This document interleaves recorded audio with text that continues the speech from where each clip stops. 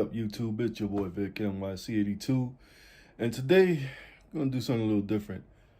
I'm a tech guy. I like tech, and sometimes I see cheap tech and I get curious. So came across these couple cameras well, one on Amazon. Well, both of them were on Amazon, but there's a story. One I ended up not buying from Amazon, but I'm gonna get into that in a minute. But anyway, what kind of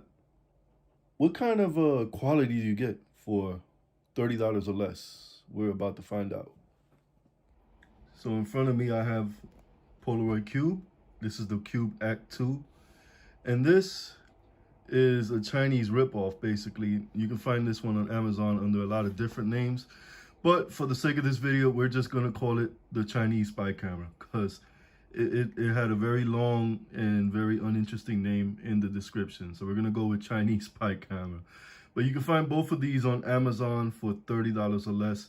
The Cube, now this is actually the third one that I bought. I bought the first two from Amazon at $29.99, and neither one of them worked. I ended up sending them back. This particular one I bought from B&H, and hey, it worked. So shout out to B&H for sending me working tech. This one I picked up also on Amazon.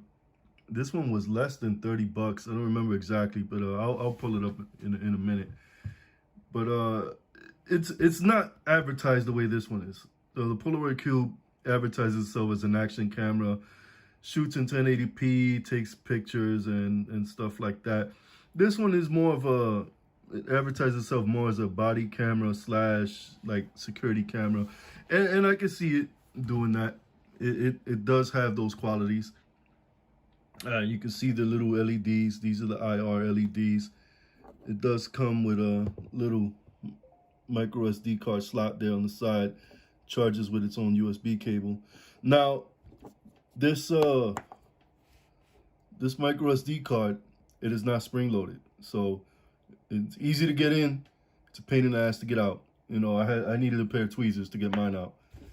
Now, the Polaroid Act 2, the Cube Act 2, it's a spring loaded micro SD card. Has a switch between 720p, 1080p. By default, it came at 720. And that's how I knew this one was brand new, because the ones that I got from Amazon, even though they were sold as new, they weren't. They were used. The first one, the packaging was real bad. I knew it was used. But they were already set at 1080. And I'm figuring nobody buying this today is going to leave it at 720. Unless you're me, because I did. The first video clip you're going to see of this is because I forgot to switch it over. But, yeah, this one, the Polaroid came pretty well equipped, for a $30 camera. I was surprised. So as you can see here, they came pretty well equipped. This is the Polaroid and everything that came with it. Now, let me get into this real quick. I bought the one on Amazon for the same price that I bought this one from B&H, $29.99. Came out to a little over $32 with shipping and tax. And let me put this back up real quick. I did not get this from Amazon. You see how that box is and everything that came with it. The one that I got from Amazon was strictly this, plus the little booklets that came with it. Oh, and the cable. That was it. I didn't get the carabiner. I didn't get the micro SD card, the lanyard, or this housing. I didn't get that from Amazon. The packaging was only about this, the clear part. And if you check on Amazon for it, there's some that are listed $29.99, and there's some that are listed like $34.99. And the $34.99 ones will more than likely be these. Even though they all list the same as contents that come with it, that was not the case for me. And I'm pretty sure most people are going to run into that. So if you're going to get this from Amazon, I'm not going to knock them. I'm a Prime user myself. But if you're going to get this from Amazon, I would ask questions first, or go for the $34.99 one, because it's more than likely going to be that one. If you get the $29.99 one, it's going to be small. It's going to be only about that much. And it's just going to have the camera and the USB cable. You're not going to get all the other stuff with it. This one came we're gonna, once again, the Chinese body cam or spy cam came with this little clip, put on your body. Came with this. This is like a mounting bracket. Like I said, it's intended to be more like a security camera. It came with this little USB dongle plus a little, like what you call it? Those SIM card remover tools. You know, it's for what it is. I'm even impressed that it came with anything. It did come with a cable also. It has like a proprietary USB cable with a funny input. As a matter of fact, I'll show you that in a minute. So yeah, guys, like I said, it came with its own proprietary USB cable. You can see the input there. It looks like the old standard USB, but it's smaller than that. So I don't know what you would call this, but we're just gonna call it old USB for the sake of this video. But that's the cable that it came with, and that's the cable that you charge it with. That's the cable that you connect it to your computer with. I didn't really get into the settings on this one yet. So I will say the instructions, they're not that straightforward. And that was something a lot of people kept complaining about on Amazon. And I fell victim to that too. The instructions are not that straightforward with it. There is a little bit of a learning curve with it. But total opposite of the Polaroid. Polaroid was very easy to use. You know, charge it up. You just press it, hold it.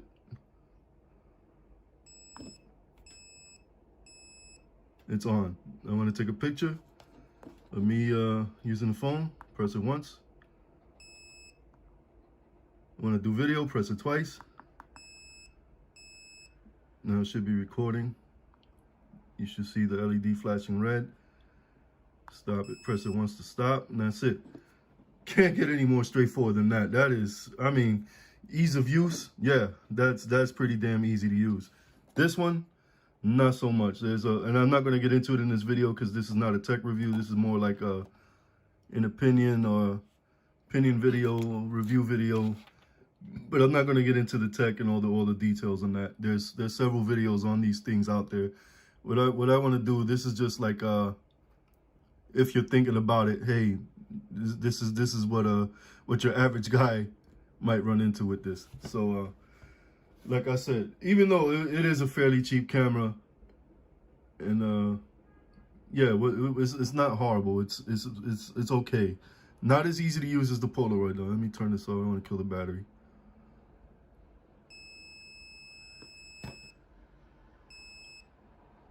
And now it's off. See how simple that is?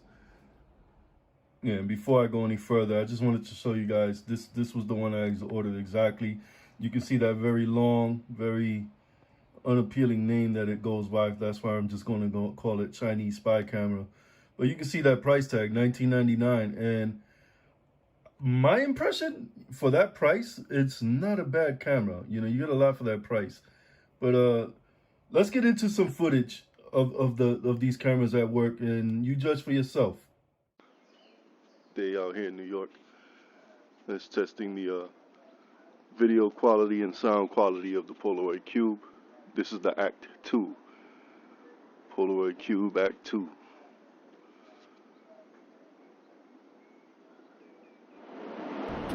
So it is a cool, damp, rainy day here in New York. Like I said, we've been getting bad weather lately here in New York, which, whatever, it's fall. But anyway, I want to do this this test because supposedly the Polaroid Cube Act 2 has image stabilization and it's weatherproof. So hey, perfect weather to actually test that out. Wow, that guy really cut it close. Just gonna take a quick drive around my block, see how the image stabilization works, if it's decent, and also test out that weatherproof. It's actually the first time I used that mount on my hood, so also good to see if that's holding or not.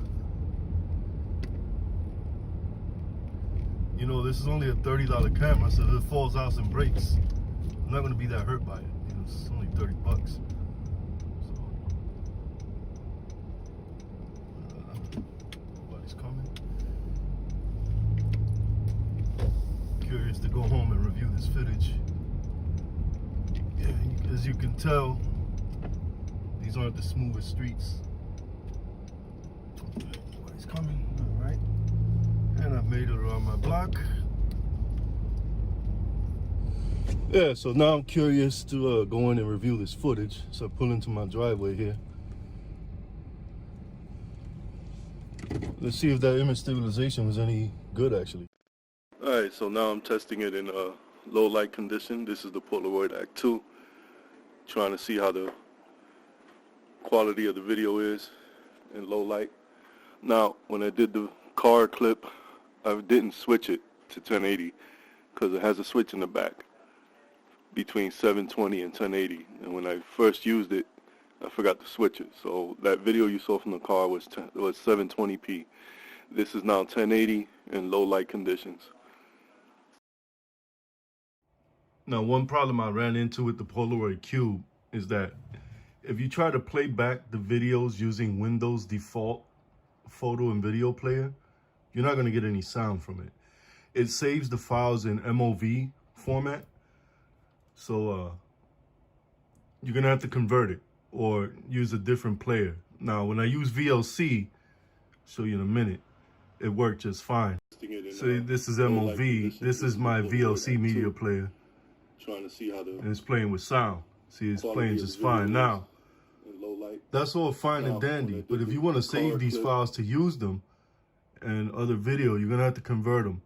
And I ended up using VLC to convert them. I also used a program I'm going to show you right now called PaveTube or PavTube, however the hell you pronounce it. Now, this is a paid program. I use the trial version, so that's why you see watermarks. You click, find the file. You're going to add it there, convert it. Okay.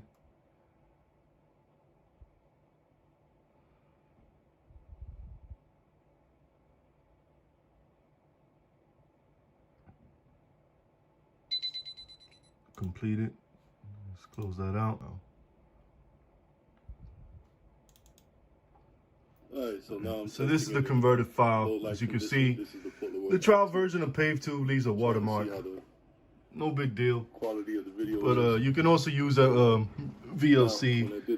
And with VLC, when you're gonna convert it, I'll put what format to save. The format that worked for me, I'll put that up in a screenshot. But don't freak out, you know, if you play it back from the Polaroid and it has no sound, you know, it's not the end of the world. It's a problem you can fix. So, yeah. Curious to test the other features on it because it claims to have night shot, and it does have some IR lights in front of the lens. Also claims to have motion detection, so curious to see how well that works. You know, this camera cost me less than $30, so claims to have a lot of features for not a lot of price. You know, and if it's halfway decent for the price you pay, it's kind of a bargain. So yeah, I just stopped the recording now, even though I'm still walking. No need to record the whole thing, just, you know, think I have enough of a sample. Curious to get back and review this footage, see how it came out, see how it sounds. Also trying to get back home before it does rain a little hard because it's been coming down in spurts a little bit. So this is the Chinese spy cam in IR, night vision shot, night shot, and also with motion set. I have it set next to my room door, and it's probably not a great spot for it. I probably, judging on the view, I'm probably gonna need to move it. And I don't think I'm gonna keep it there permanently anyway. But it looks good. The picture quality looks good, and the IR, you can see it's working because you can see the purple reflecting from where it's still dark. So, I mean, as a security camera, I think it's not bad. It picked up my motion. You know, I had to set up there for at least an hour before I went back outside of my room. So, yeah, that's actually, I'm pretty impressed with that. What happened? What's wrong, girl? You good, Nana? I like you. Good, Nana. So anyway, guys, my final thoughts. I really like the Polaroid Cube, even though in low light it's not great. That the so-called stabilization is something to forget. But overall, you know, if you're gonna use this for like small little setups or, you know, spy camera, even maybe for a dash cam, it might work. Who knows? I wouldn't use it for a dash cam. I have a dash cam that's actually pretty good. But it definitely has use. And even the little Chinese camera, Chinese spy camera, not the greatest thing in the world. You know, for at the end of the day, you got to realize what you're paying for. And for $30 and $20 a piece each, what do you expect? You're not gonna get the quality of a high end Canon, Sony, or even a GoPro. You know, you're just not gonna get that with these cameras. But I wouldn't write them off. I think they're reasonable. I don't hate them. What, you know, who are these for? You know, maybe for someone like me, I'll see myself just using them to have fun. Maybe trying new things with it, especially the little body camera. I have, like, you know, you guys know I got my friend that does his performances. Maybe I'll ask him to wear it for me for a couple cool shots. That'll be cool, you know, but to get a different perspective of things. So, you know, give these to your kids. Let them have fun with it, you know, especially the Polaroid. You got a kid that's interested in YouTube, interested in vlogging. I think the Polaroid is great to get them started. The audio's not bad. The video is not horrible. Not the greatest, but like I said, when you're comparing it to a high-end camera, that's just not right. That's not even, there's no competition there. That's like comparing a Hyundai to a Mercedes. It's just, there's no comparison there. You know, one suits one demographic, the other suits the other. It's just how it is. And that's how it is with these cameras. They're not bad, they're not great, but they do have use. They're not horrible. So anyway, guys, I don't want to ramble too much longer because I'm definitely capable of doing that. But that's going to conclude it for this one. So until my next one, I'll see you guys on my next adventure. Peace. Hey YouTube, it's your boy Vic NYC82. If you like my videos, please like, subscribe, and don't forget to hit that little warning bell so you know every time I put a new video up. Peace.